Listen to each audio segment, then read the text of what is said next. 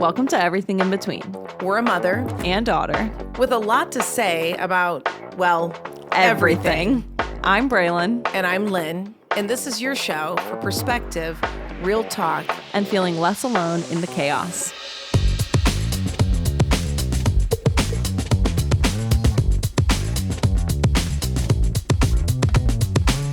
I saw Sinners today in theaters in IMAX. Oh. On 70 millimeter. Okay. Which was really cool. Film. Yes. Like real film. I get you. It was so loud though. Wow. So I was, so you didn't even every jump single at that. jump scare was just like in the ears. Yeah. So I was slightly, I did jump a little bit, but I should have been more desensitized. So random fact, because that's what we talk about. Yeah. I'm Lynn. I'm Braelyn. And this is Everything in Between. Welcome. Yeah. I suggested that we talk about time management today. You kind of had a weird reaction to that. Now, yeah, I didn't really know what you meant by time management. But sometimes I do this thing. This is very frequent with me, where I do a thing without knowing that it's a thing or that has a name. Well, that's and kind then of, I like read a book and I'm like, oh, I'm already doing that. Yeah, I've been doing that. Okay. I would define time management as being how you live your life. That makes more sense. I mean, we all have the same amount of same amount of hours in the day. Yes, but some people will say not everybody, some people have like cooks and, you know, they have help. So not everybody has the same. All right. Well, those people probably aren't listening to our people podcast. Say, that's true, but people say, oh, everybody has the same amount of hours a day in the day as Beyonce. And it's like, cool, yeah, Beyonce has someone to do her makeup, someone to drive her somewhere to cook for her, that's fair. somewhere to care for her kids. All right, let's throw all those 1%ers out. Yeah. All right, so now the regulars, here we are. The regulars. Yeah. And it's really about the concept, and for me, the mindset around what you're doing in your life versus what you might want to be doing. Okay. And feeling like, oh, I would love to be doing XYZ. If only I had more time. Yeah. That comes out a lot. So that's where I sort of tie all that up in something called time management.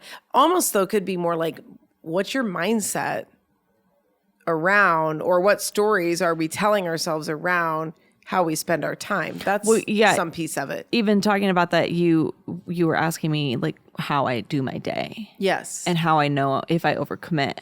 Right. And I said, I don't overcommit. And then you said, how do you know? Mm-hmm. And I said, the specific to-do list that I use in Notion looks ridiculous if there's more than like 8 things on there. Right.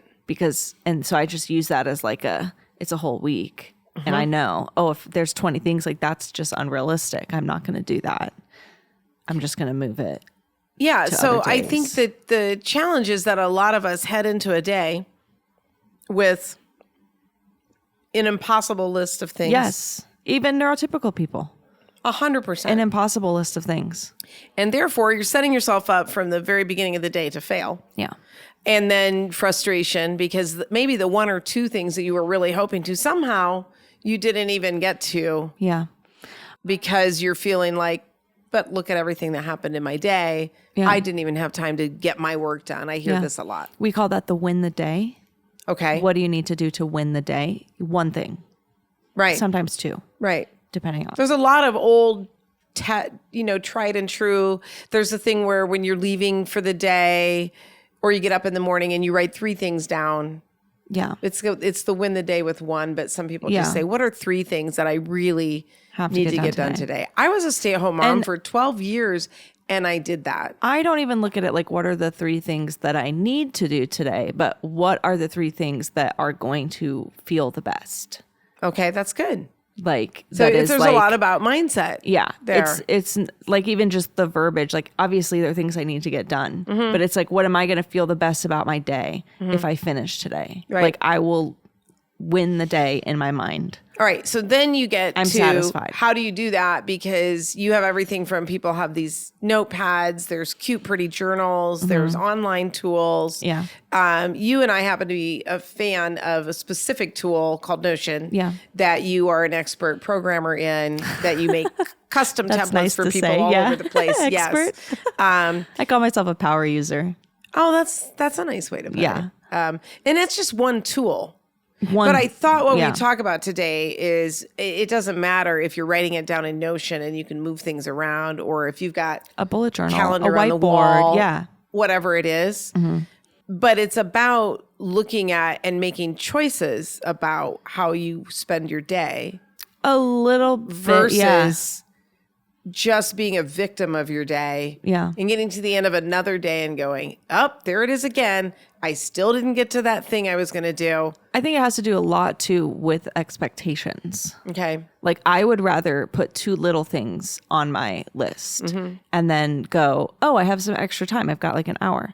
Is there anything from tomorrow that I can get done? I regularly do that because running an office space, I never know what my day is going to look like. And I could be like, cool, I would love to work for 2 hours in here, but sometimes there's just a gazillion people there and somebody wants to go grab lunch and I'm not going to say no. And like, there's just a lot happening. Maybe you're here and we end up talking for an hour. Like there's so much. So I'm constantly moving stuff around. So I prefer to like start with a lighter load than I think I can do. And then I'll be like, let me just remove something off tomorrow. And then I feel really good that I got something off tomorrow's list. Yeah. That's a really Which fun is amazing. feeling. Yeah. Instead of like, I could have just put all of that on my list. Right. And then been feeling bad when I didn't get to any of it. So you're ADHD. So it is a mindset thing.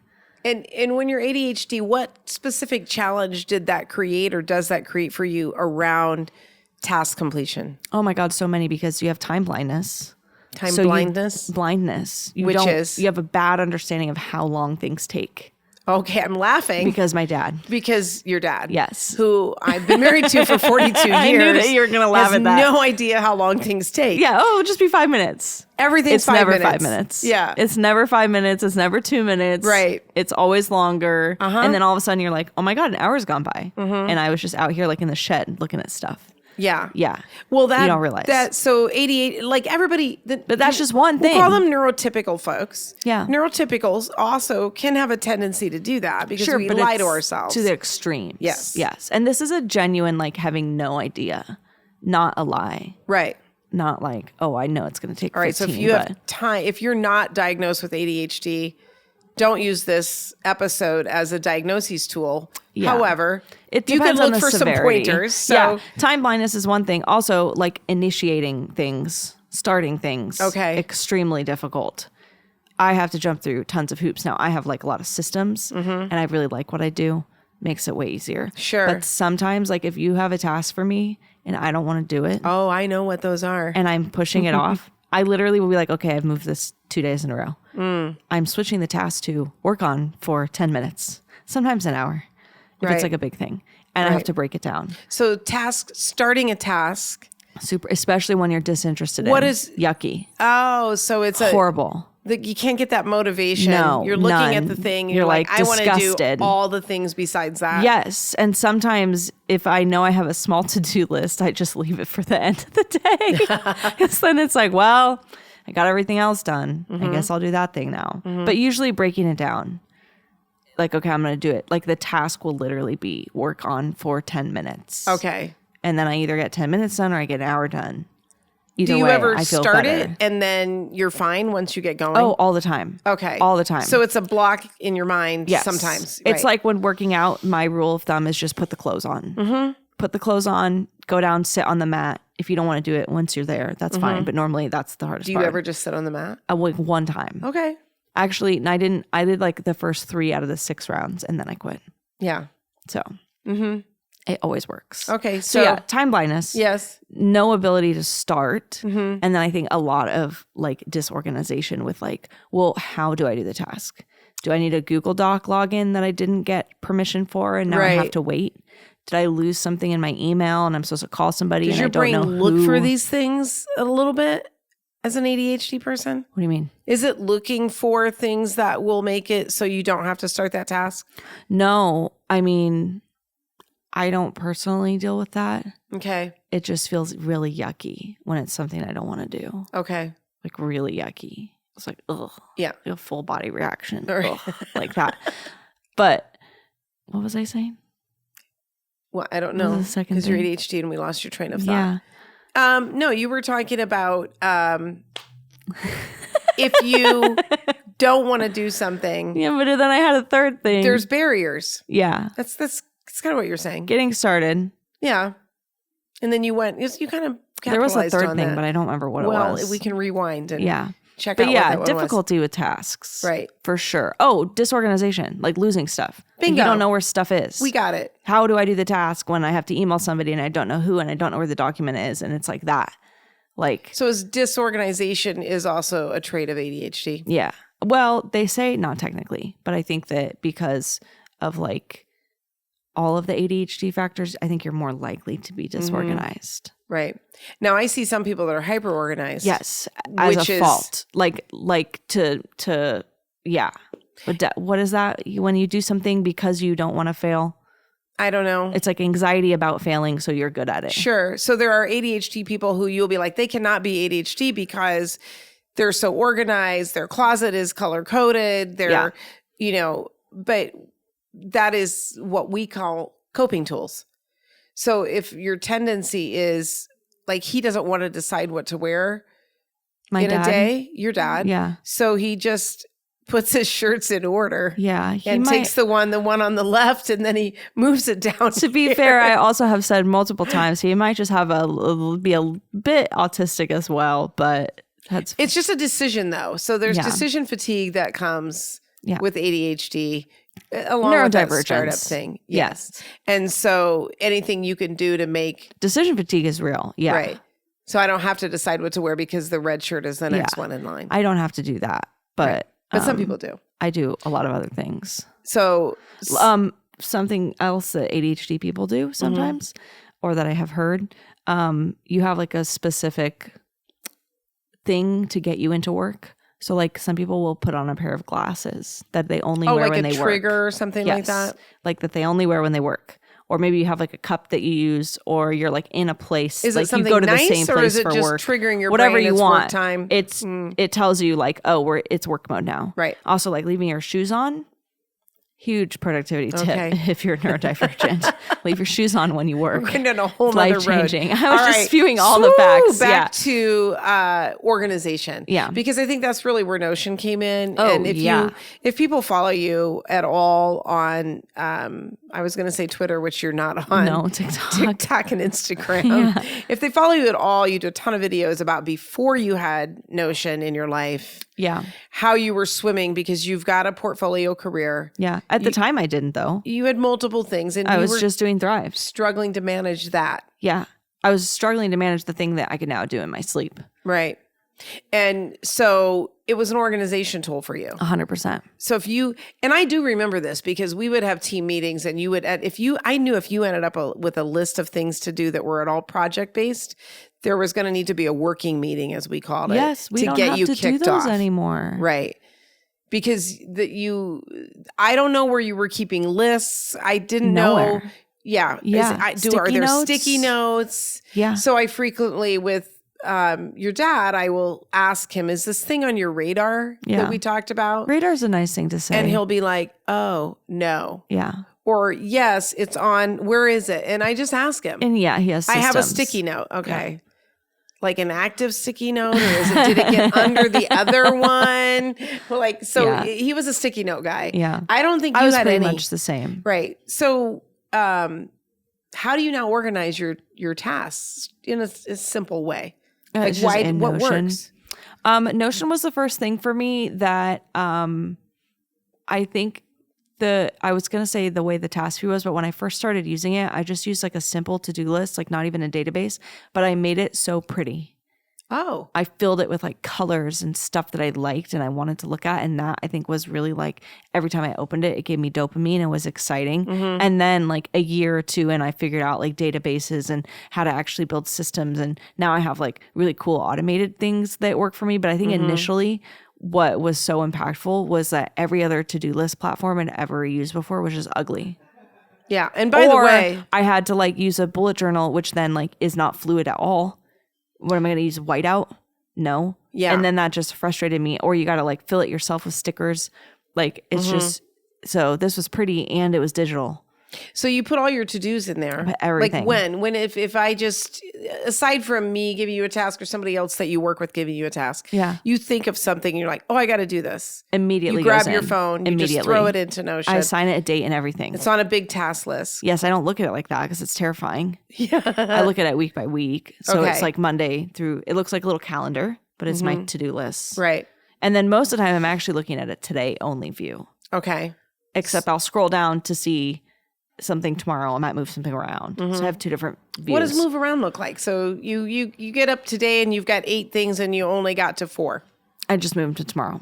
Okay. Maybe I cascade some tomorrow to the next day. Okay. Depending on, I got a lot of low priority stuff. So it's pretty easy to just be like, boop, boop, boop, boop, boop, boop, boop, boop. And that makes you feel how? Fine. Great. I don't care at all. Used to maybe not feel good about that. Right.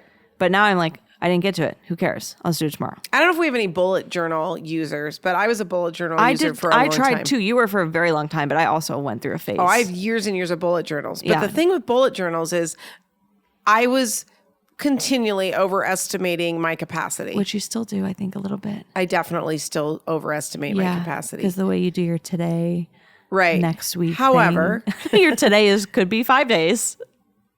Sometimes that's true. You just leave it on the today.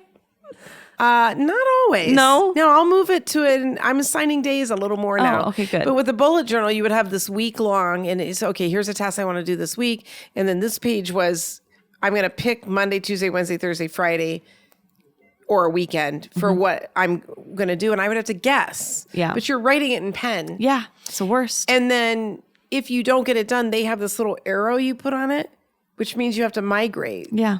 So it's what you're doing, but it's so much easier on Notion to slippy slide. Yeah. Drag and because drop. I kept writing the same things. Yeah, that sounds horrible. Over and over again. Yeah. So you were like about to crack too when we got your Notion. I feel like you were like, this is not working. It wasn't good. Yeah. And it was mostly that my brain was full and there was nowhere to store like all these ideas that I would have or things that weren't urgent. We all have them. I put everything in there. Right. So everything just goes in. I still remember it. Do you remember you were there the first day I found it? And I was like, come look at this. Yeah. And I said, this is amazing. I put my whole brain in here. I spent like 6 hours putting everything super I jealous. could think of I was like, well, I into want that. Notion. And then literally my brain was like, whoosh. It was quiet. So you make an important point because how we think about our time and our tasks is important. Actually the whole game. Yeah. It's the whole thing. Yeah. Yeah. And when I work with leaders and I hear them say, I don't have time to do XYZ, I tell them to open the calendar. I want to see your calendar. Yeah. And it's totally a mental thing. If their calendar is meetings all day, but then they have a task that they're going to do, I look at it, when are you going to do the thing? Yeah. You know, I'm creating an employee compensation plan and I'm the only one who can brainstorm this. Cool. And they'll say, well, my deadline is, 2 months from now. Cool. What's your week look like? Yeah. And if your week has no space, then they're lying to themselves. Yeah. That they actually have a time they can do those tasks. Yeah. And that's what starts to just feel like you're now sinking. I used to love that I didn't have to have a calendar. Oh, I know you did. Like, because I didn't have any meetings. I have nothing. I love not having meetings. Yeah, now you do. And now I have a lot. I have a calendar. But I use Notion calendar. And it's great because I can see my task list for each day on the day. And if it's this long, and then I also have, I have meetings all day, I just like drag them to the next day right in my calendar app. Yeah. Really good about just being like, that's not going to happen. Goodbye, goodbye, goodbye. And you feel good about that. I feel fine. Because it's crazy that you wouldn't, in my opinion. Like, of course you can't get it done. Right. You just literally don't have enough time. Right. That's not my fault. So when people say, I don't have enough time, I'm super busy, I don't like the word busy. I don't say I'm busy ever. Right. You will never hear me say the words I'm heavily busy. I Scheduled. have a lot of meetings. I have a lot of meetings. But I will never say the words I'm busy. Right. Because I feel like what you say into the universe, that's a whole nother episode. But it's true. Yeah. Like I also never lie and say like, oh, I'm sick. Nothing like that. Yeah. Like, because you're going to get sick. I don't know. It just feels like bad juju. But yes, I hear you. But yeah. I don't want to speak. We have a good friend, Alenka Cullinan, who talks on time. And she says, I work in many countries across the world, and the Americans are the only ones who think that busy is a good thing. Yeah. And it's like a badge of honor. I think people are getting exhausted of that, and that's changing. I think so too. But they're still saying it. Yeah, I don't think millennials do that. And they're not so busy as they are poorly scheduling their life. Because it's like an illusion to be busy. Yes. And overestimating their ability to get work done based on not putting any breathing room in their She schedule. also has something else that I love that I tell people to do all the time. And? A GSD block. Which is? A get shit done block. Right. Means no interruptions. And I think that everybody at offices should be doing this, especially if you're neurodivergent and your workplace says, what's an accommodation we can give you? I need to schedule my own get shit done blocks, and I need to not be interrupted at all. Right. It's like life-changing. It's basically a time, an hour, right? She sets an hour. You can set what works for you. I guess, yeah, whatever you want. She said if you're ADHD, 30 minutes, that's cool. But it's non-interrupted. Right. Like your colleagues know you're not going to answer Slack. You're not going to answer Teams. You're not going to, it is everybody needs to do this. You do this. Focus blocks. Yes. I call them focus blocks. Phone is on myself. Phone is off. Oh, for me? Yes. Phone has to be on. Right. Yeah. But in some folks' situation. Yeah, put it away if you need to. Right. Airplane mode, whatever, if it's going to distract you. So yeah, you take a time block. Yeah, whatever you want to call it. Call it get shit done on your calendar. If you want to schedule something on top of that, you're just aware. Move it. Yeah. Or like, you're going to get less done. Right. But like I can crank out sometimes upstairs. Like I will get to work at 10:30 and it is 4:00 and I'm just now sitting down to do any work. Something that you thought was going to be a task for you that day. Yeah. No, Right. I just I got busy the whole day. People were chatting. I was in meetings, whatever. Sure. Something happened, pop up tour. That is many, anything. many people's days. Yes. And all of a sudden it's 4:00 and I want to go home at 5 and I have an hour. I can get done a lot. I can get a lot of stuff done. If it's a get shit done break. Well, I mean, if I'm by myself. Right. Oh, I can get so much done. Right. Or if my friend and I, we like to say, we're going to lock in. Like we might yap from 10 to 1. And then it's like, okay, from 2 to 5, we're locking in. We're not talking. Locking in. We're locking in. I like that. And we're gonna work. Right. Uninterrupted. I know plenty of folks who say that they can only work at the beginning and the end of the day because the middle of the day, they're allowing themselves constant interruptions with meetings and people walking in their running door a business and being that. like a big office. I mean, it's kind of similar to what I deal with, but it seems rough. Yes, and you can put some boundaries in. I think again, going back to being the leader as a CEO, like if you say everybody gets 2 hours a day where they can schedule on their calendar and they won't be interrupted, like that also means you get to do that. Right. And that's great for everyone. Right. And what did we say in the last episode? Something about the most actual accomplished work in a typical office day is going to be probably 2 to 4 hours. Yeah. And the rest of it, call it work if you want. Yeah. Sifting through emails, answering $2 emails, tasks. Talking to people, $2 tasks. Yeah. Oftentimes. Yeah. I'm going to book that flight or whatever it is. When talking about mindset, I'm going on a 3-week trip and I'm leaving Saturday.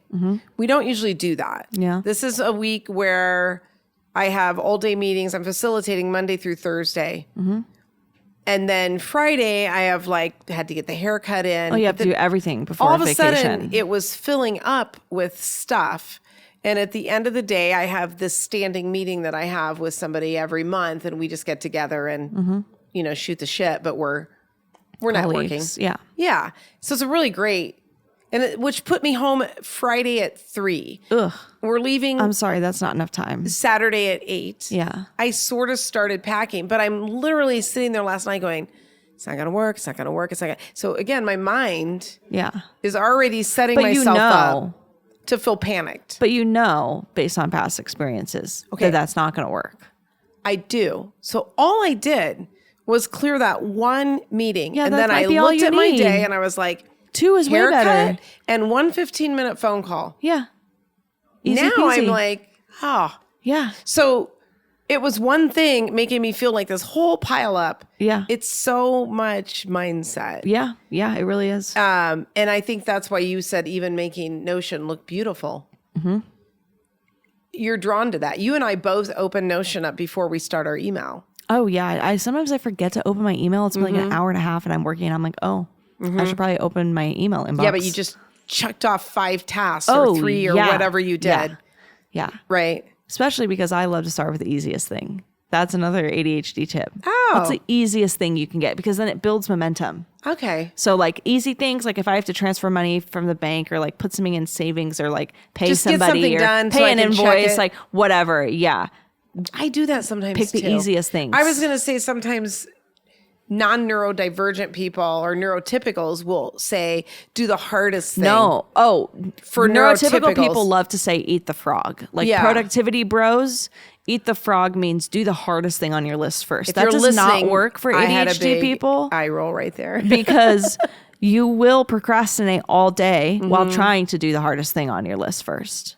Right. You won't get anything else done. And then you've got this angst all day long. Yes, it's horrible. Like a little feeling in your gut. Yes. Whatever. Sometimes that gets me to do something yucky. What does? Knowing that if I get it done, I will not have the feeling in my body of not wanting to do it anymore. Oh. Like if it's already been 2 days I've been thinking about it. Yes. And then I'm going to think about it today. And I'm like, do I want to think about that all day tomorrow? Mm-hmm. No, I'm just going to do it right now. Right. And then it gives me because if I don't do it, oomph. I'm going to get up tomorrow and have the same conversation with myself. It's horrible. Right. I hate that. I can only go so long. And then I'm like, this is torturing me. And I do not like it having power over me. Mm-hmm. So then I get it done. So I don't know if you call it time management or whatever, but I think that whatever tool people use is less important than framing time in a way that you're honest with yourself about what you can actually get done. Yeah. And we keep setting for ourselves these impossibilities, and especially women. And not being too rigid. Sure. Like you have to know that the whole plan could just blow up. Yeah. You could have a whole beautiful plan for your day. Mm-hmm. And then it just goes awry. Of course. Because we are still just spinning all the plates. Yeah. You know, you have a wonderful, supportive husband who takes care of meal prep and pretty much everything at your home and all of that, right?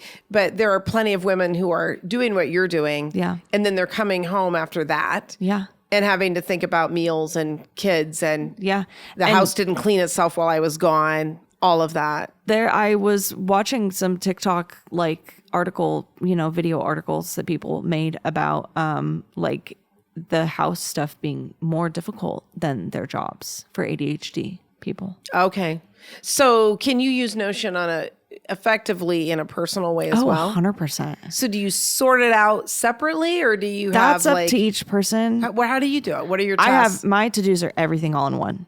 Yes. I don't split it up based on if I need an oil change or I need to go pick up a prescription. I think that's the woman brain because... But you can, the beauty of Notion is you can just have separate views. Well, you can look at it together or apart. I have a ton of categories. Yeah. Which just helps me know what it's for. Right. Yeah. Otherwise you'd be like, what is that? Like for my consulting and my coaching business, I know that category is gray. Yeah. It's fine. It's work. Right. But then I also do some work here in the building that we own and with the co-working and all of that. It's purple. Mm-hmm. But it helps me look at even how I'm spending my time, or then I can just sort my tasks and go, you know what? It's Thursday and I'm just going to spend time on, doing the co-working budget or whatever it is. Yeah. And so I just highlight and sort by those. Because I think women are always thinking about we can, our brains are wired very differently. So they can be firing in different areas at a time. So we can move pretty seamlessly, most women, between I can call and schedule my oil change and then I can come back and write a document. Yeah. And then I can take a phone call from my kid and then I can come back and work on a budget. Yeah. And we move like this. Many men are much more focused on I'm going to compartmentalize. So I'm going to do, and I'll go back to your dad, 8 to 5, his whole life has been work. Yeah. Even though he doesn't have to do that now, it's really hard for him. Yeah. If he's going to pick up groceries, he'll do it at the end of the day. So he's like, all right, my work day was over at 4 and then I'm going to go do some errands and pick up groceries. Right. I would do that in the middle of the day. Yeah. Like with no problem. Yeah, that would be fine. I'd be like, oh, that's a nice break. Yeah. I'm going to work for a little, 11 o'clock. I'm going to go get the groceries. Yeah. Pick up the dog, come home. I'm like, oh, that was good. And then I'll go back to work again. Mm-hmm. So he has a hard time using Notion for personal. Yeah. Do you have another way that you set it up for people other than like just color coding, or do they have different dashboards for work and personal? Some people do. I mean, I like to include those in mine. There's like a home page versus like a work page or a business page, a content creation, but then it's also all just mushed into one in a dashboard too. Right. Because some people want to be able to break it down. Some people don't want to be able to break it down. I need to see like everything. So you can kind of choose your view. Once. Yeah. I don't think again, it's back to mindset. Like you could feel super productive at work, but if you have to make 7 doctor appointments and take your car in and there's no food at home, right? Like you still feel that same pressure. Yeah. That you're getting crushed under it. Yeah. Even if you're like killing it at work. And I would venture to say you're not killing it at work because you're feeling crushed by the stuff that is in your life. Yeah. Feeling crushed by anything is going to make you not work very well. I mean, life is really, we keep getting more and more technologies, and we are, I don't know if we're smarter than we were before, but like life is a lot more complex. I grew up in the 70s and it was pretty basic and simple. There wasn't so much going on. Yeah. People talk about that. Like, what was it like to work when you like literally physically couldn't work when you went home? Well, you couldn't. Like, yeah. Well, what but is even that there like? was no computers on your That's what I'm screens. saying, Like, what was work actually like? Yeah. Wouldn't you have loved to see like what is a work day? In an office. Before there was a computer. Yeah. What are you doing? What were they Writing doing stuff? exactly? I don't know. Were they handwriting? I don't know. I don't know. Yeah. I think there were some early systems. Like my dad was a purchaser at a manufacturing company. I don't know how he got his job done. Was he on the phone? He probably was on the phone and then like writing down order slips. There's probably these work orders that were coming in, and there was an actual inbox. Well, with like that was real paper. Yes, yeah, that they were like faxing. Yeah. What did they do? Or somebody would call and they would write it down. Yeah, I'm thinking crazy. Isn't that wild? That is wild. So there was a lot of work on the phone. Yeah. But yeah, back to it's just there's so much expectations, and there's everything is even though we have like DoorDash and we can get our groceries delivered, we have all these tools. There's a lot of people that even at middle incomes are hiring out their houses being cleaned or have landscapers, that aren't stuff that used to be for wealthy people only. And we have all these tools, and many people still just feel frenzied and pushed and like it's never enough. I forget who it was, but I just saw a post that was some news outlet that said 60% of Americans cannot afford, and it was like not nice things, but like a basic life. 60% of Americans. Yeah. And so it's just this constant, like this treadmill that you fill. Yeah. But because we have all those tools that we didn't have. Yeah.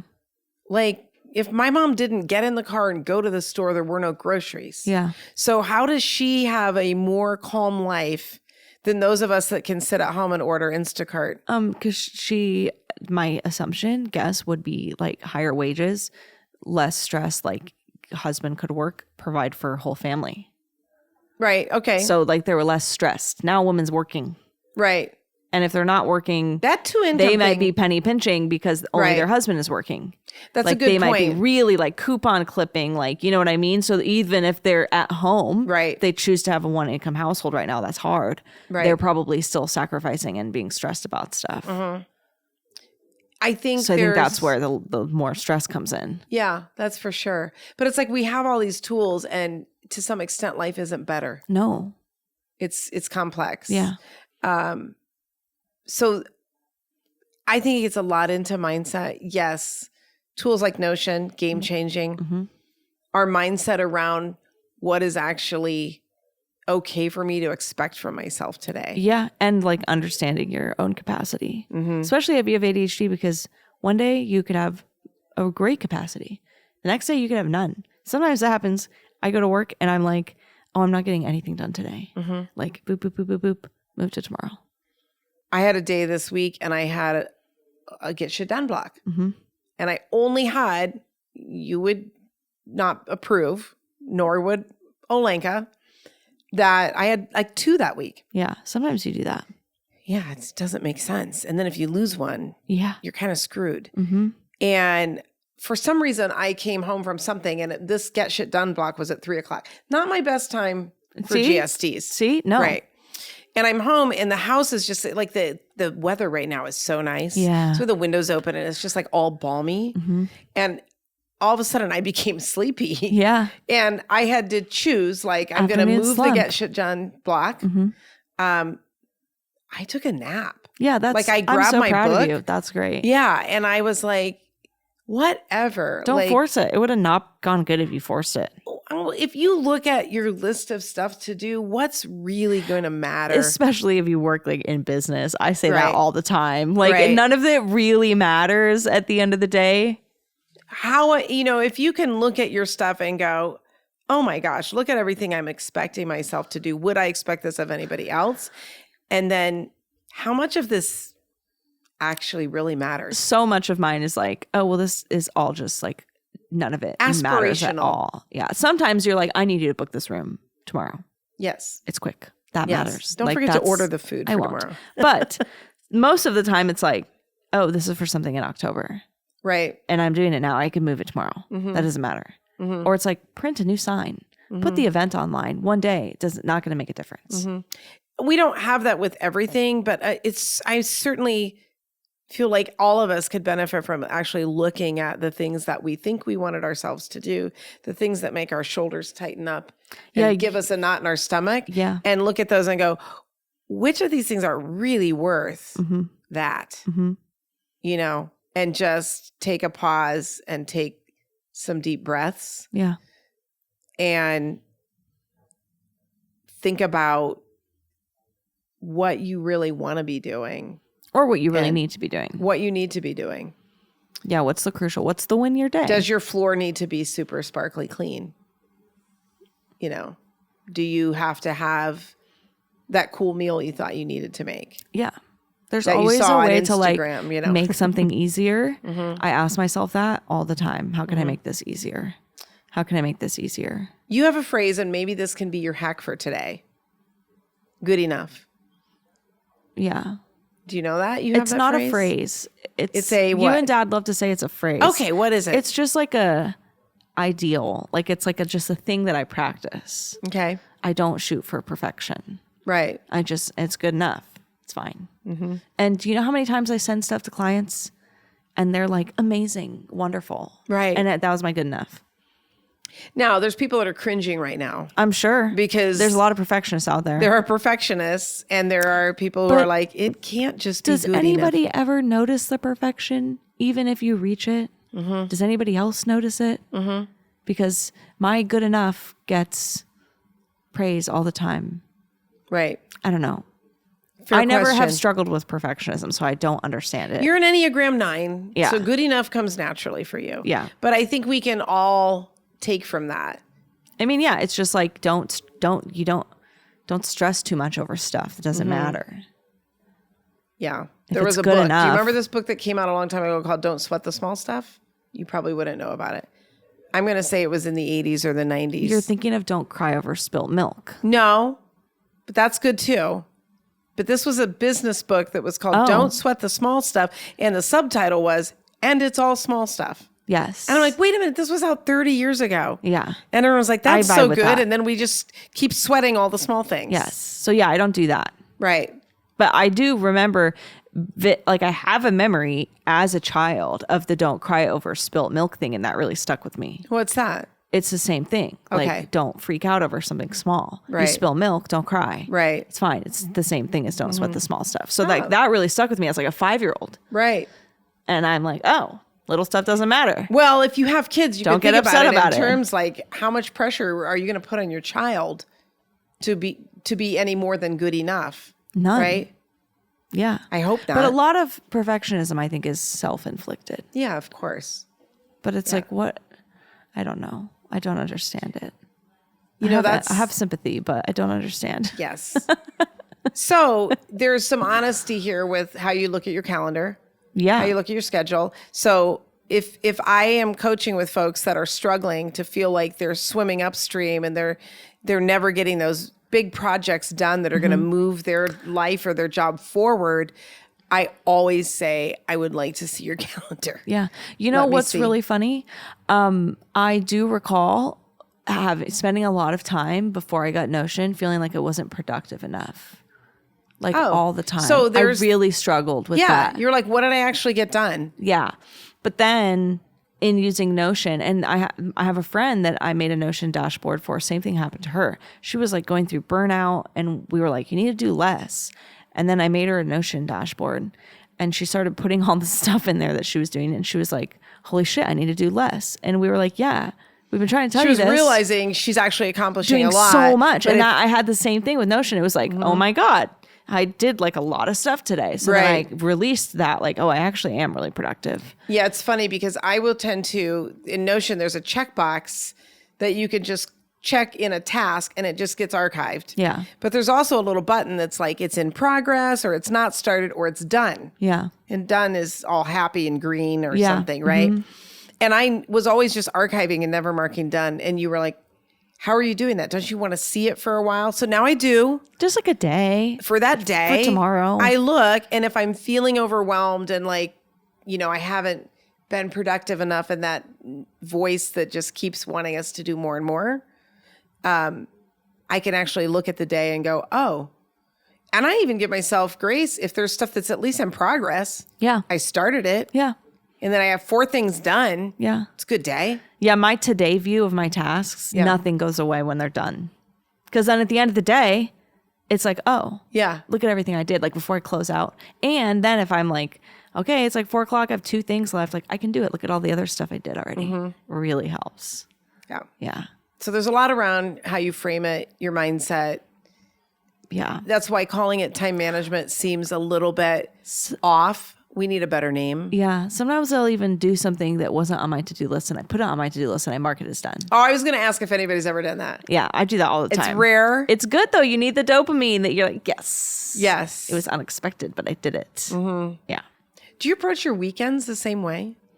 Weekends, I try to have like a loose plan, but everything can go out the window and I'm not upset about it. And I always tell myself if I am going to work on the weekend, I have till 1 p.m. to start.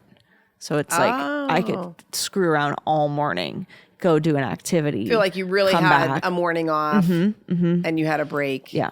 And if I do work on the weekend, it's like a 1 to 4. Very rarely, if I'm really inspired on working on something fun, I'll work till 9 p.m. or so. But you were doing like birthday errands. Did you put that on your list this weekend? You're like, I've got to go to the store and buy my husband a birthday present or whatever. And if that was something I knew I wouldn't forget. Oh, okay. If I think I'm going to forget it, I'll put it on there. Right. Because I do open that up on the weekends. Like if I'm at my computer, which my computer at home is also my gaming computer. So I'm kind of there. You're going to see it. Yeah. I'm going to open it. I want to see it. I'm going to check it. I might move stuff around. Yeah. Especially if I was like, oh, I was really ambitious this Saturday and I have like 5 things and I'm not going to do anything. Then I might move them to Sunday or next weekend.